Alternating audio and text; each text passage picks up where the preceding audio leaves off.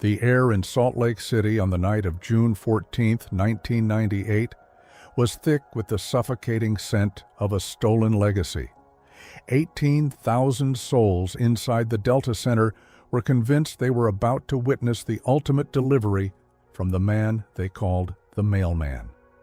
Karl Malone, a physical titan who had bullied the league for over a decade, had the ball in his hands and the fate of a franchise on his broad shoulders, but in precisely 5.2 seconds.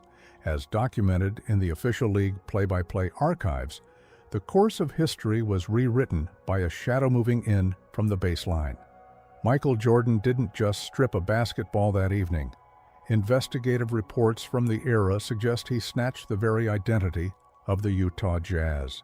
For nearly 30 years, sports media outlets have replayed those few frames, yet the central mystery remains unsolved. How does a seasoned veteran with thousands of hours of elite experience simply lose his awareness at the most critical juncture of his existence? While the box score recorded a simple turnover, those close to the organization whispered about a deep-seated psychological fatigue, a weight that no amount of heavy weightlifting could ever prepare him for.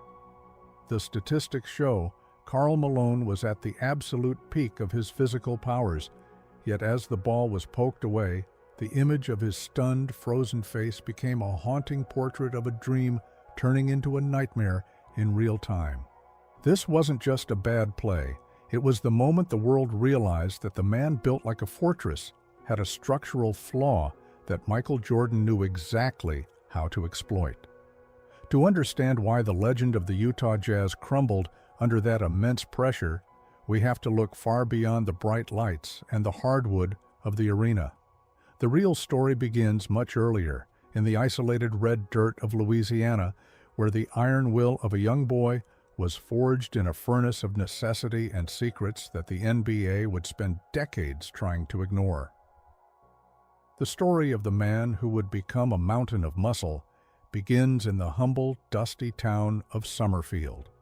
Born in 1963, according to his verified biographical records, Karl Malone was the youngest of 9 brothers and sisters. This was not a life of leisure. It was a life defined by the rhythmic labor of a farm and the watchful eye of a mother who tolerated no weakness. In various interviews throughout his career, Karl Malone described his upbringing as a grueling marathon of chores, where laziness was seen as a moral failure. His mother, Shirley, was the architect of his discipline, often forcing him to work until his hands were raw and his back ached.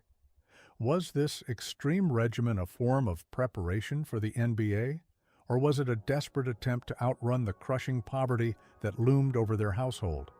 Public documents regarding the family's history show a lineage of hard-working people who had nothing but their reputation. This drive to possess more, to be more, created a physical specimen that the world had rarely seen.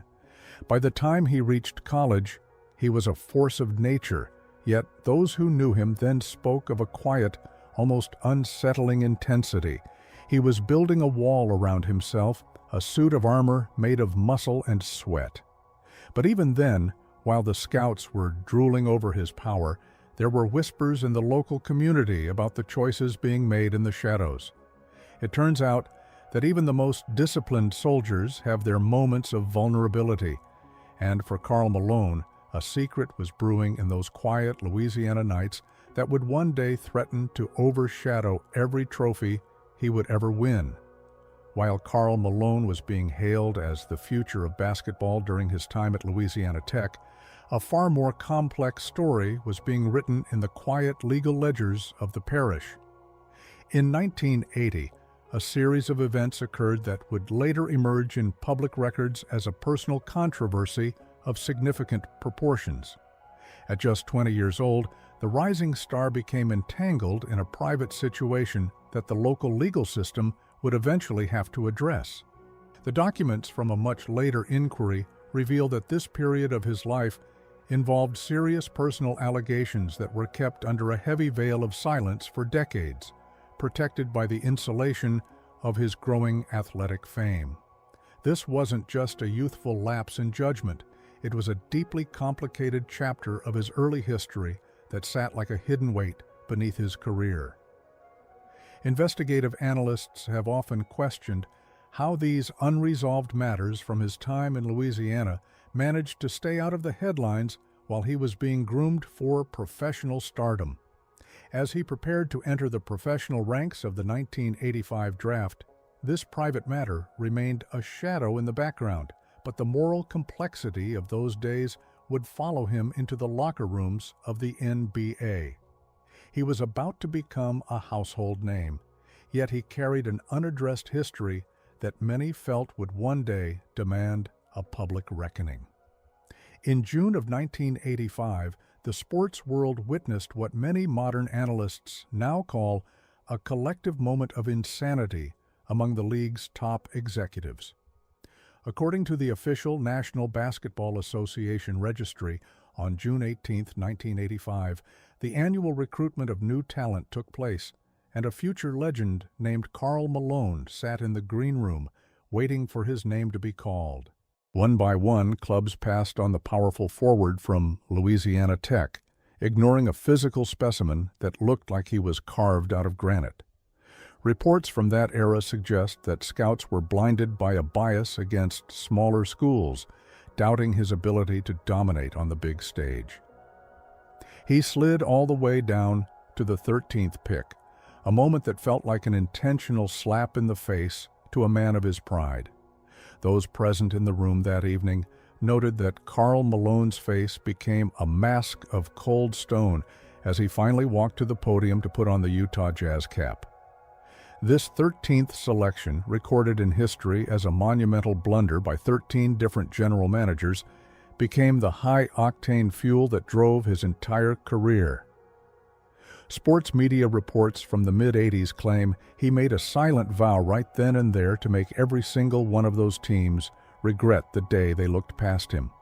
But as Karl Malone packed his bags for the conservative environment of Salt Lake City, he had no idea that a meeting with a quiet, unassuming teammate was about to create the most efficient scoring machine the world had ever seen. When Karl Malone first stepped into the locker room of his new franchise, he encountered a man who seemed to be his polar opposite in every possible way: John Stockton. On paper, it was a partnership that should never have worked, a massive, explosive forward paired with a slender point guard who looked more like an insurance salesman than an elite athlete. Yet, during the 1985 to 1986 season, according to the league's archival data, they began to develop a style of play that would baffle the entire country for nearly 2 decades. Their legendary pick-and-roll maneuver became a nightmare for opposing coaches. Statistics from the association's historical database show that John Stockton provided exactly 3,262 assists directly to Karl Malone over their time together. This staggering figure, which looks more like a mathematical anomaly than a sports stat, was the result of thousands of hours of grueling private practice. Insiders from the team often mentioned in interviews that these two seemed to share a single mind, moving in a synchronized dance that left defenders helpless.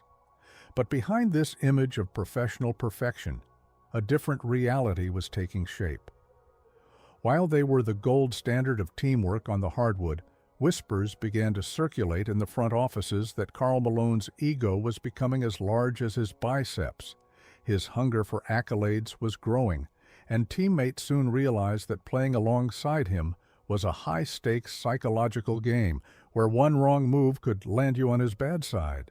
By the early 90s, Karl Malone had cultivated a reputation that made even the most fearless centers in the league hesitate before entering the paint. He didn't just play with intensity. He operated on a razor's edge of aggression that many felt crossed the line into something far more dangerous. Investigative reports from sports journalists of that period increasingly labeled him the most intimidating and perhaps most unconventionalist player of his generation. The most infamous incident occurred in December of 1991, when Karl Malone's elbow made high-velocity contact with the head of Isaiah Thomas during a game against Detroit. According to the medical records cited widely by the press at the time, Thomas required 40 stitches to close the wound, and the impact was described by observers as powerful enough to cause long-term harm. In the league's disciplinary files, this moment is recorded as one of the most violent acts in the history of the regular season. This raises a suspicion that has lingered for years. Why did the league office only issue relatively small fines and brief suspensions for such behavior? There have long been versions of the story suggesting that his status as a superstar provided him with a shield of protection from the authorities. Karl Malone acted like a man who owned the court, using his physical strength as an instrument of fear to dictate his own rules. However, while he was busy asserting his dominance through force at home, the international stage was about to offer him a new kind of glory and a new set of enemies. In August of 1992, the world of basketball changed forever as the greatest collection of talent ever assembled descended upon Barcelona. According to the official Olympic historical records, this was the moment Karl Malone truly became a global icon, standing alongside the biggest names in the history of the game. However, behind the scenes of those lopsided victories, where the Americans won by a staggering average of 44 points per game, as noted in international sports media reports, a different story was unfolding. While the public saw a unified front of superstars, investigative accounts from that summer suggest a hierarchy was being established, and Karl Malone found himself fighting for respect in a room full of alphas. There were whispers that Michael Jordan, the undisputed leader of that group, viewed the powerful forward from Utah as a mere foot soldier rather than an equal. One has to wonder if the gold medal hanging around his neck felt slightly less heavy because he knew he was still playing second fiddle to the man from Chicago. The atmosphere in the locker room was thick with ego, and every practice was a psychological battleground where reputations were either solidified or dismantled. Karl Malone was a physical marvel on the international stage, but he left Spain with a nagging realization. In the eyes of the world, and especially in the eyes of Jordan, he had yet to prove he could win the one thing that truly mattered. This summer of 1992 was a golden distraction, but as he returned to the States, he became obsessed with a level of physical preparation that bordered on the fanatical. How does a man stay at the absolute peak of human performance for 2 decades without ever showing a single crack in his armor? This is the mystery that has baffled medical professionals and trainers since the mid-90s.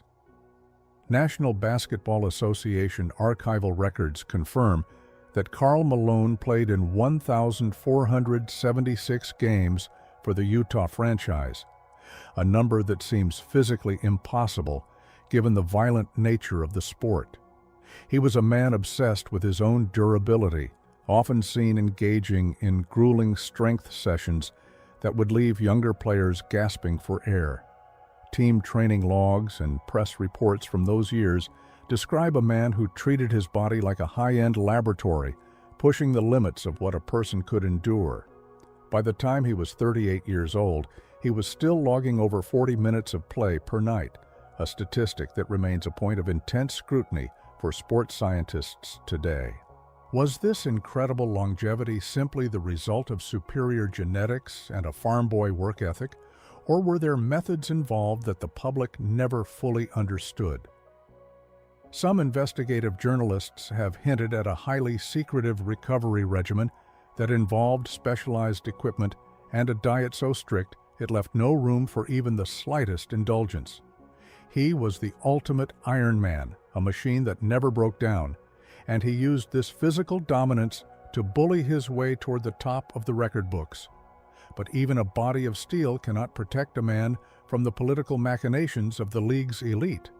And as the 1997 season reached its climax, Karl Malone found himself at the center of a scandal that would ignite a lifelong vendetta. In May of 1997, the league office released a statement that sent shockwaves through the entire sports world and effectively declared war between two of the game's greatest titans. According to the official ballot results published by the press, Karl Malone was named the league's most valuable player, narrowly defeating Michael Jordan. The media reports from that week highlighted an 11-point voting margin, the closest in years, which suggested that the journalists were finally ready to crown a new king. But for Michael Jordan, this wasn't just a loss. It was a personal insult that required a ruthless response.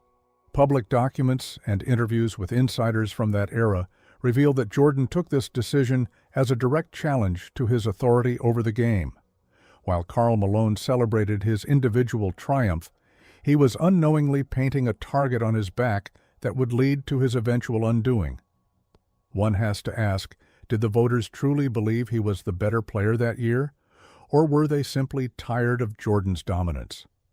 The tension was palpable when the two stars met in the finals just weeks later.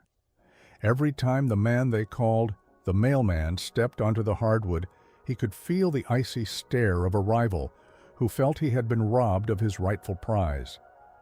It was a season defined by a single trophy, but that piece of hardware would eventually cost Karl Malone his peace of mind. He had the award, he had the stats, and he had the momentum, but he was about to learn that the most dangerous version of Michael Jordan was a Jordan who felt he had something to prove.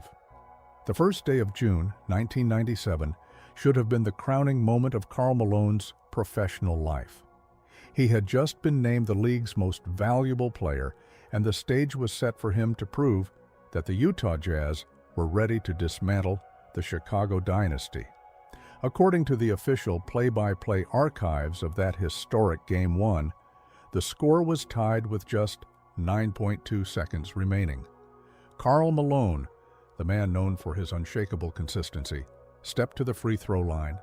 It was a Sunday, and as he prepared to shoot, Scottie Pippen leaned in and whispered a sentence that would echo through sports history.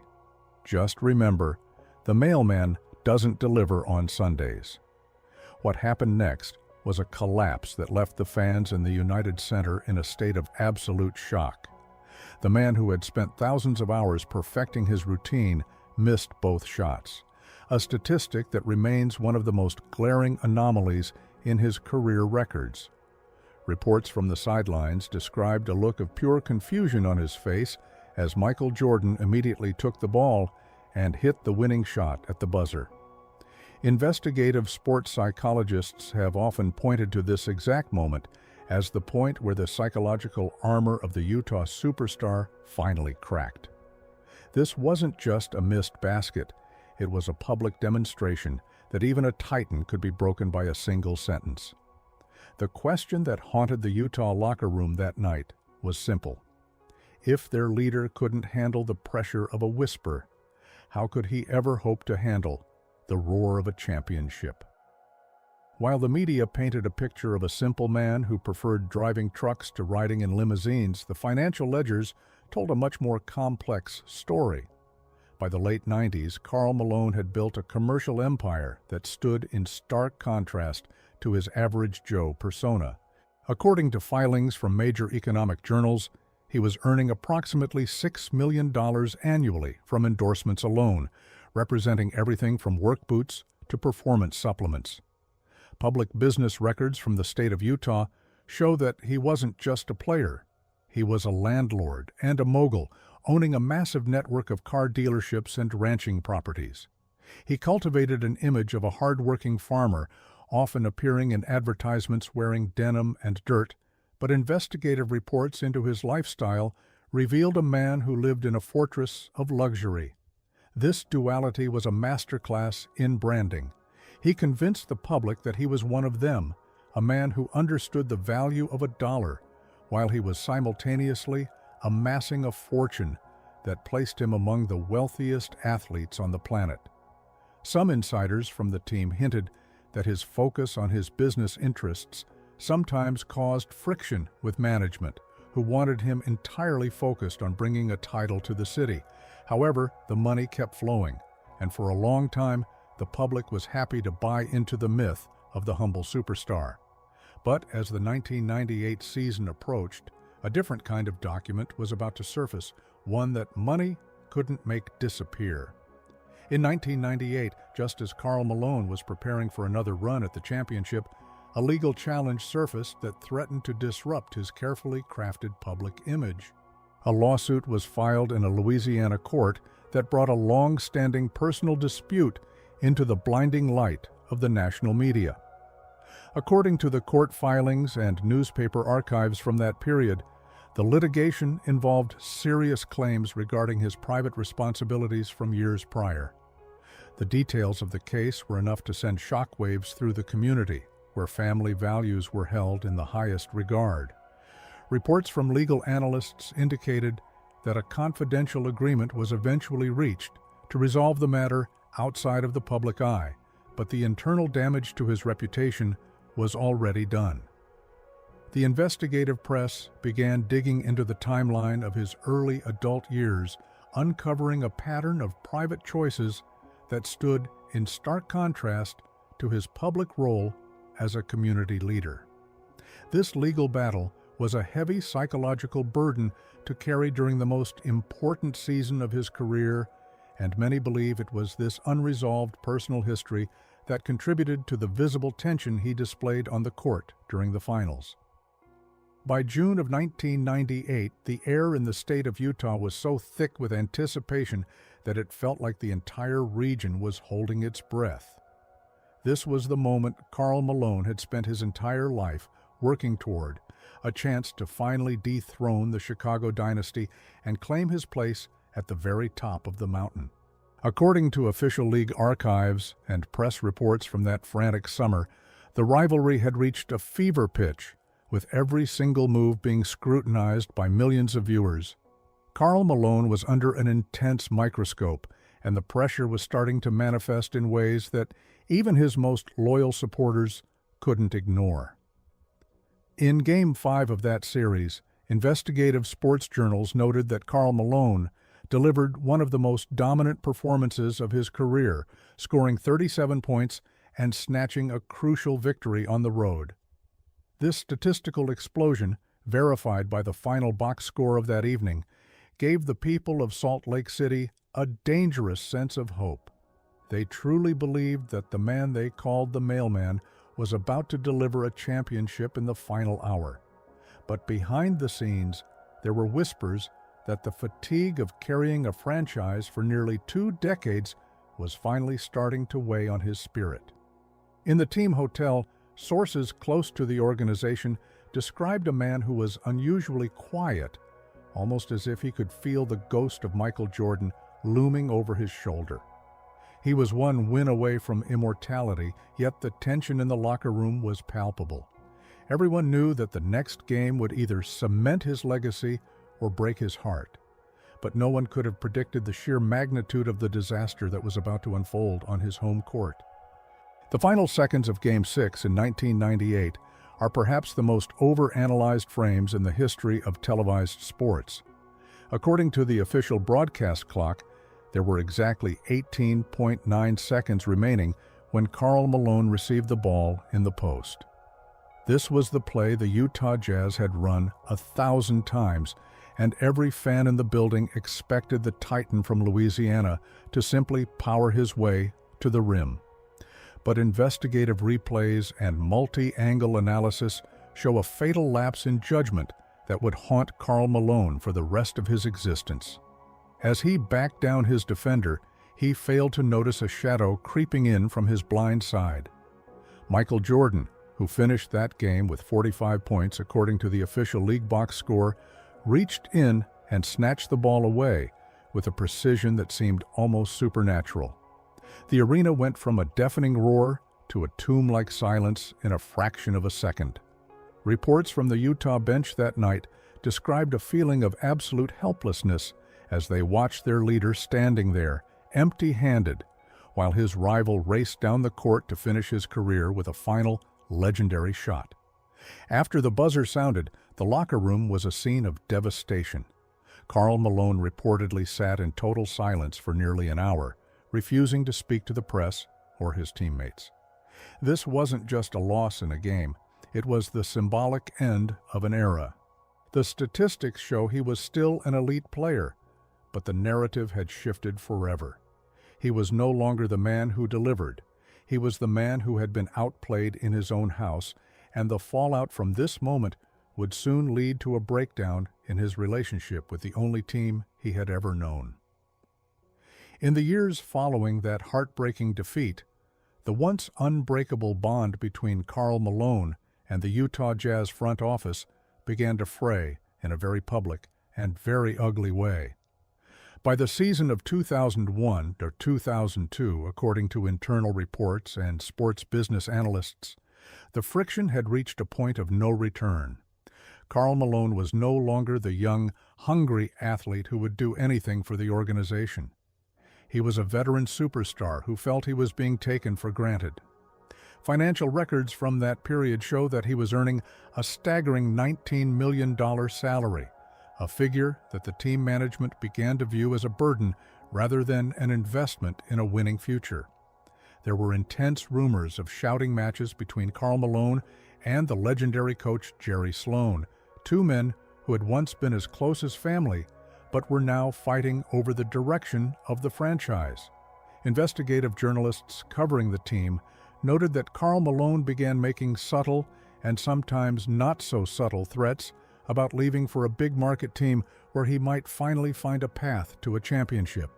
The local press, which had once protected him from every scandal, began to turn, questioning his loyalty and his willingness to take a pay cut to bring in more talent. Publicly, he remained the face of the Jazz. But behind closed doors, the documents of his tenure were being prepared for an exit. He felt that the organization had failed him by not surrounding him with enough help to beat Jordan, and the front office felt that his massive ego was starting to stifle the development of the next generation. The stage was set for a betrayal that would leave the city of Salt Lake City in a state of shock. In the summer of 2003, the basketball world was rocked by a headline that felt like a betrayal to the entire state of Utah.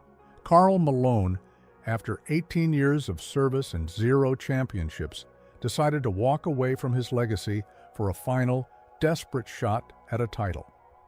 According to official Player Association data and public contracts from that period, he signed a deal with the Los Angeles Lakers for a mere $1.5 million. This was a staggering pay cut from the $19 million he had earned the previous year, a move that investigative sports reporters labeled as a blatant attempt to buy a championship ring. He wasn't just joining any team, he was forming what the press called a super team alongside Shaquille O'Neal, Kobe Bryant, and Gary Payton. In the glossy brochures of the Lakers organization, this was supposed to be the greatest assembly of talent in the history of the sport. The fans in Los Angeles were ecstatic, believing that the addition of the Mailman would make them invincible. However, inside the front offices of the NBA, there was a sense of unease. Documents from that era suggest that league officials were concerned about the competitive balance of the game. Karl Malone believed that by wearing the purple and gold, he could finally erase the shadow of Michael Jordan.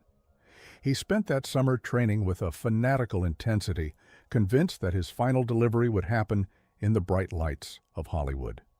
But as the season began, it became clear that the locker room was not the brotherhood he had imagined. Behind the glamorous facade of the Staples Center, a storm was brewing, and it wouldn't be long before the Mailman found himself in the middle of a Hollywood nightmare that no amount of money could fix. By November of 2004, the internal chemistry of the Los Angeles Lakers had turned from golden to toxic. While the team was winning games, a dark cloud was forming over the relationship between its two biggest stars. According to investigative reports and a widely circulated official statement from Kobe Bryant's agent, an incident occurred during a game that would effectively end Karl Malone's friendship with the younger legend. The documents and media accounts of that month allege that Karl Malone made highly inappropriate and suggestive comments toward Kobe's wife, Vanessa Bryant. The fallout was immediate and explosive. Reports from the inner circles of the team describe a locker room divided, with players forced to choose sides in a war of egos that had nothing to do with basketball. The press had a field day, with headlines questioning the mailman's moral character yet again, echoing the shadows of his past in Louisiana. This wasn't just a private disagreement. It was a public relations disaster that played out in real time across every sports network in America. Kobe Bryant was quoted in multiple interviews stating that his mentor had betrayed his trust, and the tension on the court was visible to every spectator. One has to wonder how a man who prided himself on professional discipline could allow his private impulses to jeopardize the most important season of his life. The super team was crumbling from within, and as the playoffs approached, the psychological weight of this scandal seemed to drain the energy out of the veteran forward. But the true humiliation was still waiting for him in the final round of the postseason.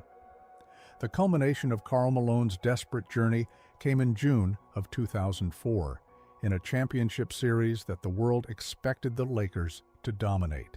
Instead, they ran into a wall of blue-collar grit known as the Detroit Pistons. According to the final series results recorded in the NBA archives, the Lakers were dismantled in a shocking 4-1 defeat. Karl Malone, the man who had sacrificed his salary and his reputation for this moment, found himself physically and mentally broken. A debilitating knee injury, documented in the team's medical reports from that week, limited his effectiveness and forced him to watch from the sidelines as his dreams of a championship ring evaporated for the final time. The statistics from that series were a grim reminder of his fading powers. His scoring output had dropped by nearly 80% compared to his prime years.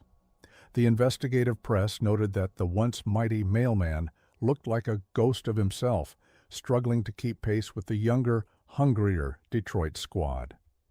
When the final buzzer sounded, the image of Karl Malone limping off the court became the ultimate symbol of a failed experiment. He had chased the ring to Los Angeles, but all he found was injury, scandal, and the bitter taste of defeat. In the aftermath of the series, the Lakers organization began to tear itself apart, and Karl Malone was left standing in the ruins of a season that was supposed to be his greatest triumph. He had one final decision to make about his future in the game, and the way he chose to leave would be just as controversial as the way he had played. On February 13, 2005, the basketball world turned its eyes back to Salt Lake City for a moment that many felt was long overdue. Karl Malone, dressed not in a jersey, but in a simple t-shirt and a cowboy hat, sat before a room full of reporters to announce that his journey on the hardwood had finally reached its end. According to the official press releases from the Utah Jazz organization, he chose this specific date to honor his mother, Shirley, who would have celebrated her 67th birthday that Sunday. It was a somber, reflective scene, far removed from the glitz of the Los Angeles super team experiment that had failed so spectacularly just months prior. During the conference, which was broadcast across every major sports network, he made a solemn promise: "You will not see me play again." He retired with a staggering 36,928 career points, a statistic that solidified his place as the second highest scorer in the history of the league at that time. Yet, for all those thousands of baskets, the one thing missing from the podium was a championship trophy. Investigative journalists covering the event noted that despite his stoic appearance, there was an unmistakable sense of unfinished business in his voice. He had outlasted almost every peer, outworked every rival, but he was leaving the game as the ultimate runner-up. As he walked away from the microphones, the fans in Utah cheered for the man who had given them 18 years of his life. But the national media was already shifting its focus. The Mailman was no longer delivering, but as he stepped into the quiet of retirement, the shadows of his private life were waiting for him in the woods of Louisiana. With the bright lights of the arena behind him, Karl Malone retreated into a world that many of his urban fans found deeply disturbing. He became a fixture in the trophy hunting community, a hobby that investigative reports from wildlife advocacy groups have often scrutinized for its sheer scale and aggression. According to industry estimates for high-end big-game excursions, Karl Malone was reportedly spending upwards of $20,000 for specific permits to hunt exotic animals across the country. In various interviews with specialized shooting and outdoorsman publications, he described the act of hunting as his primary method for venting the frustrations that had built up during his high-pressure career. He wasn't just a casual fisherman. He was a man who collected weapons and pursued the largest, most dangerous game he could find. Public documents from his various business ventures show that he invested heavily in ranching land that doubled as private hunting grounds, creating a sanctuary where he could operate far from the judgmental eyes of the public. However, this passion brought a new wave of criticism. Animal rights organizations and even some former fans began to question the morality of a man who found peace in the taking of life. Reports from the time mentioned that he faced several public protests and cancellation attempts long before the term became a staple of modern culture. He seemed indifferent to the backlash, acting with the same elbows-out mentality he had used on the basketball court. But while he was busy conquering the wilderness, a much more delicate and painful challenge was brewing within the walls of his own family, as the children he had once turned away began to demand a place in his world.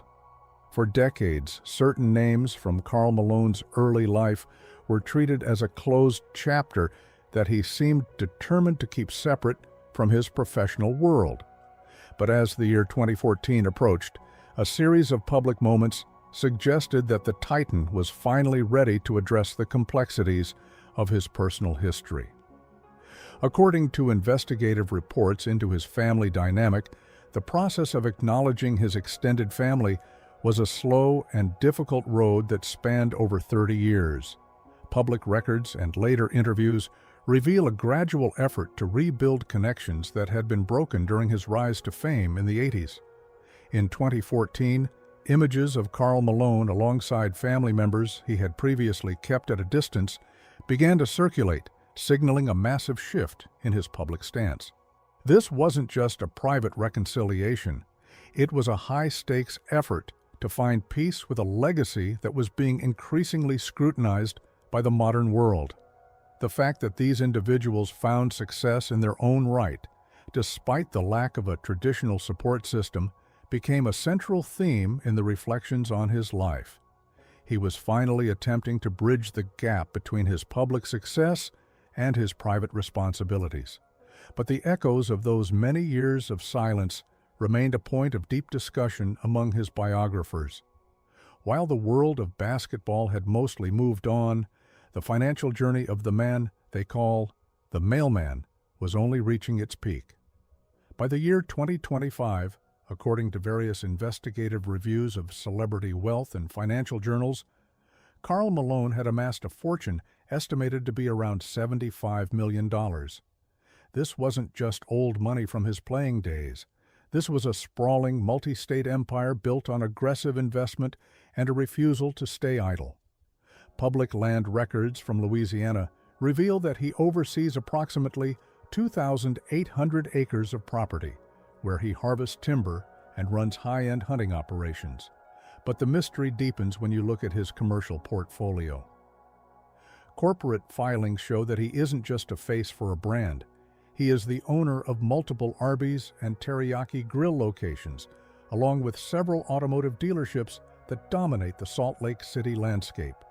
To the public, he presents the look of a simple outdoorsman, yet his tax records and business disclosures suggest a shark-like instinct for profit. Analysts often wonder how a man who once struggled to pay child support managed to turn his life into a masterclass in wealth accumulation. He has spent millions on his personal ranches, creating a world where he is the absolute law. But as his bank account grew, so did the digital trail of his past. He thought he could buy his way into a quiet retirement, but the internet has a way of holding on to a story even when the protagonist wants it gone. And as the 2023 All-Star Weekend approached, the man who owned half of Utah was about to find out that no amount of money can silence a viral storm. In February 2023, when the NBA returned to Salt Lake City, Karl Malone's appearance as an honorary guest was met with an unexpected and intense wave of digital scrutiny. Instead of a simple celebration of his athletic achievements, the weekend turned into a heated debate across social media regarding his personal conduct from 40 years prior.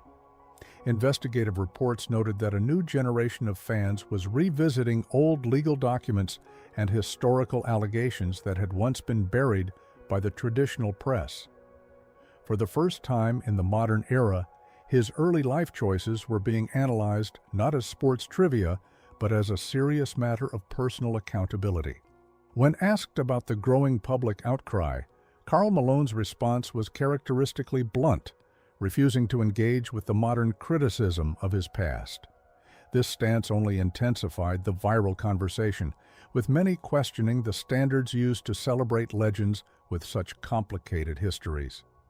Data from digital analytics shows that during that weekend, interest in his past legal disputes reached an all-time high, proving that in the age of the internet, no story is ever truly finished.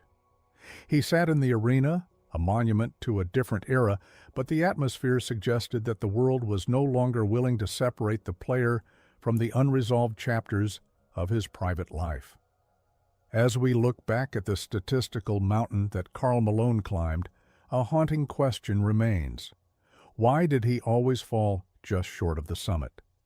He finished his journey with 36,928 points, according to the official league scoring archives, placing him among the top 3 individuals to ever play the game. He had the strength, the discipline, and the most consistent partner in the history of the sport, yet his trophy case remains conspicuously empty of championship rings. An analysis of his performance in the most critical games reveals a startling pattern. Statistics from the final minutes of championship series show that he has 0 game-winning shots to his name, a fact that stands in sharp contrast to the clutch reputation of his rival, Michael Jordan. Sports psychologists in various documentary segments and analytical reports have suggested that Karl Malone suffered from a psychological block that manifested only under the most extreme pressure. He was a titan during the regular season, but when the world was watching and the lights were at their brightest, the mailman often failed to deliver the final package. Was it the weight of his secrets that slowed him down? Or was it simply the misfortune of existing in the same era as a man who refused to lose? Some experts believe his aggressive play style was a defensive mechanism, a way to project power, because he felt a lack of control in his internal world. He built a body that was unbreakable, but his spirit was repeatedly shattered on the hardwood of the finals. Now, as the final chapter of our investigation closes, we have to ask what is left for a man who has everything but the one thing he wanted most. As we stand in the present day of March 2026, the towering figure of Karl Malone remains one of the most polarizing icons in the history of American sports. He is a man who exists in the quiet, wealthy corners of his Louisiana ranch, far from the arenas where he once ruled with an iron fist and sharp elbows. According to the official archives of the Naismith Memorial Basketball Hall of Fame, Karl Malone was inducted as a member of the class of 2010, a distinction that officially cements his athletic prowess for all of eternity.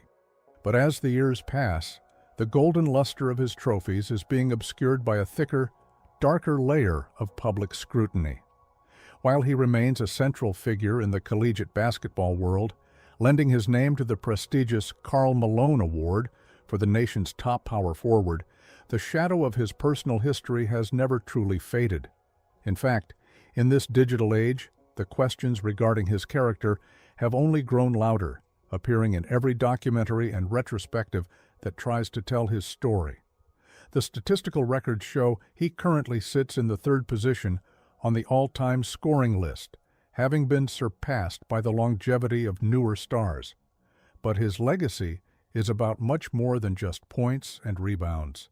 Investigative reports from cultural critics and sports historians often struggle to reconcile the two versions of the man: the Iron Man who never missed a game, and the father who missed nearly 20 years of his son's life.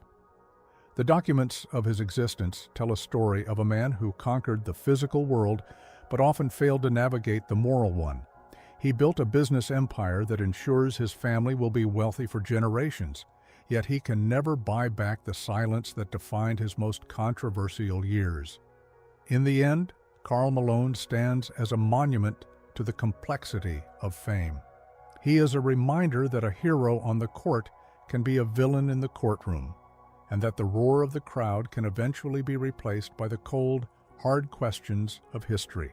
As the final whistle blows on our investigation, we are left to wonder about the true price of that legendary mailman reputation. Michael Jordan may have taken his championships and his pride on the hardwood, but Karl Malone is the one who has to live with the echoes of his own choices. Was the journey toward greatness worth the trail of broken promises left in the dust of Louisiana? And as the sun sets on his career, the ultimate question remains: can we ever truly separate the greatness of the athlete from the deep, unsettling flaws of the man?